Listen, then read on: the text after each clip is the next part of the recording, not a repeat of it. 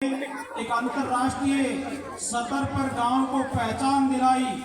देशवासियों को गांव नावदी का नाम सर्च करने के लिए जिन्होंने मजबूर कर दिया, ऐसी परम सम्मानीय बेटी गरिमा यादव जी और हमारे बीच में उपस्थित बहुत ही मान व सम्मान के योग्य, पूजनीय, वंदनीय, प्रातः स्मरणीय, जो भारतीय संस्कृति के वटवरक भगवान श्री राम की मर्यादाओं का संदेश देने वाले आदरणीय श्री सतीश वन जी, जो हरिद्वार से हमारे बीच में पहुंचे हैं।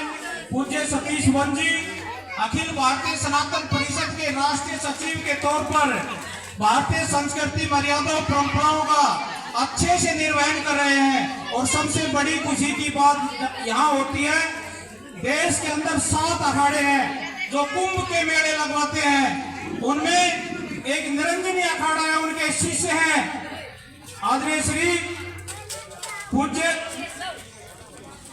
हमारे बीच में एक शिक्षाविद जिन्होंने क्षेत्र को एक बड़े लेवल पे पहचान दी, आदरणीय पूज्य गुरुजी, पूजनीय, वंदनीय, प्रातः स्मरणीय डॉक्टर CS वर्मा जी का यहाँ पर पहुंचने पर एक जोरदार तालियों से स्वागत, अभिनंदन।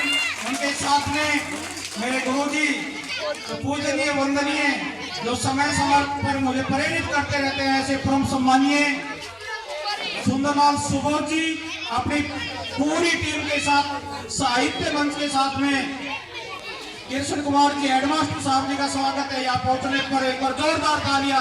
वह तालियों में कंफ्यूजन ना बटे, क्योंकि आज का दिन ये नावदी के लिए एक ऐतिहासिक दिन है। इन सब का यहाँ पहुंचने पर स्वागत है, अभिनंदन है। मैं चर्चा कर रहा था राष्ट्रीय सचिव सतीश वन जी, जो निरंजनी अखाड़ा के रविंद्र पुरी जी महाराज के शिष्य हैं, हमारे बीच में उपस्थित है, जो आज के मुख्य अतिथि के तौर पर जो सांस्कृतिक अहिर्वाण के नाम से एक संगठन खड़ा किया और इतिहास लेखन का कार्य जो चल रहा है, समाज को एक नई पहचान दिलाने का काम किया। ऐसे परम सम्मानीय, पूजनीय, वंदनीय और जिनके सानिध्य में मैं राजनीति के क्षेत्र में आगे बढ़ा, ऐसे परम आदरणीय श्री सत्यव्रत शास्त्री जी और बहुत ही मेरे दूसरे गुरु, जिनकी बदौलत मैं आज ये भाषा बोल रहा हूँ, मैं स्पीच दे रहा हूँ, ऐसे परम सम्मानीय रामोदास पुरुषार्थी जी हमारे बीच में उपस्थित, जो सराय बहादुर गांव का अच्छे से अपने पद और कर्तव्य का निर्वहन कर चुके परम सम्मानीय बड़े भाई प्रदीप आड़िया जी, सम्मानित मंच उपस्थित जनसमूह, मेरे नौजवान साथियों, बड़े बुजुर्गों, माताओं, बहनों, ये गांव के इतिहास के लिए कोई छोटी उपलब्धि की बात नहीं है। मेरे नौजवान साथियों, बड़े बुजुर्गों, ये उपलब्धि कोई दिन और रात में हासिल नहीं की। इस महान उपलब्धि के लिए डॉक्टर नरेंद्र जी ने एक कठिन मेहनत की, जिसमें पूज्य गुरुजी मंदरूप मास्टर जी, उनके पिता महावीर जी, वह सभी साथियों का जिनका मार्गदर्शक मिला, ऐसे परम सम्मानीय डॉक्टर नरेंद्र यादव जी के एक जोरदार तालियां, स्वागत, अभिनंदन।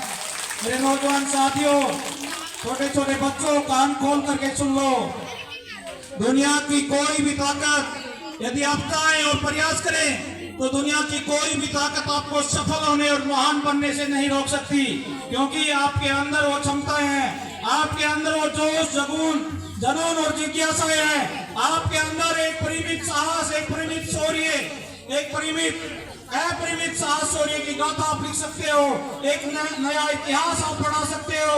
छोटे छोटे बच्चों में आपको कुछ आपके विशेषताओं के बारे में मैं चर्चा करूंगा। एक अच्छे विद्यार्थी के अंदर कौन कौन से गुण होने चाहिए।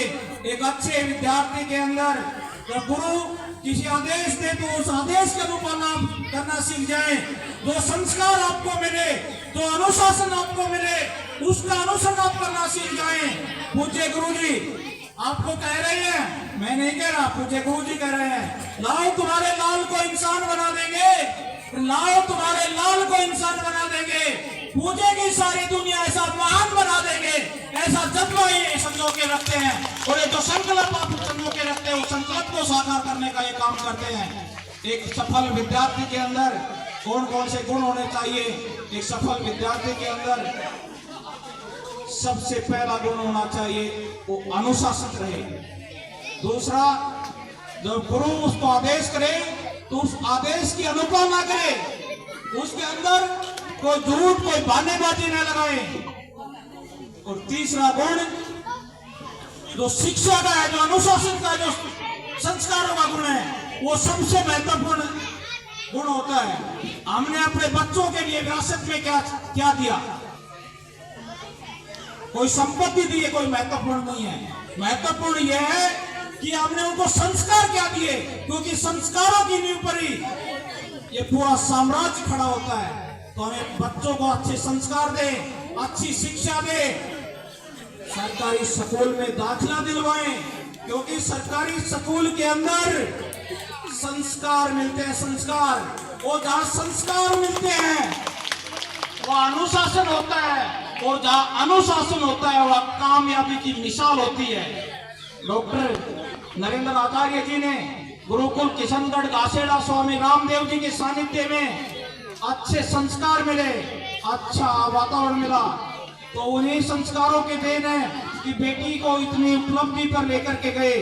नई नई शब्दों के साथ में जो एक महान उपलब्धि बेटी को मिली है, जो प्रधानमंत्री बाल पुरस्कार राष्ट्रपति महोदया जी से 22 जनवरी को प्राप्त किया। अगले ही दिन 23 जनवरी को नेताजी सुभाष चंद्र बोस की जयंती के अवसर पर प्रधानमंत्री जी ने गरिमा यादव जी से संवाद किया। ये हमारे लिए और भी बड़े गर्व की बात थी। तो गरिमा यादव के सम्मान के लिए तालियों में कंजूसी नहीं होनी चाहिए। गरिमा यादव ने इस पूरे क्षेत्र का ही नहीं, प्रदेश का ही नहीं, इस देश का नाम अंतर्राष्ट्रीय लेवल पे एक पहचान दिलाई है। ऐसी बेटी को, इनके पूरे परिवार को, इनके माता पिता को, इनके सभी चाहने वालों को बहुत बहुत बधाई और बहुत बहुत शुभकामनाएं।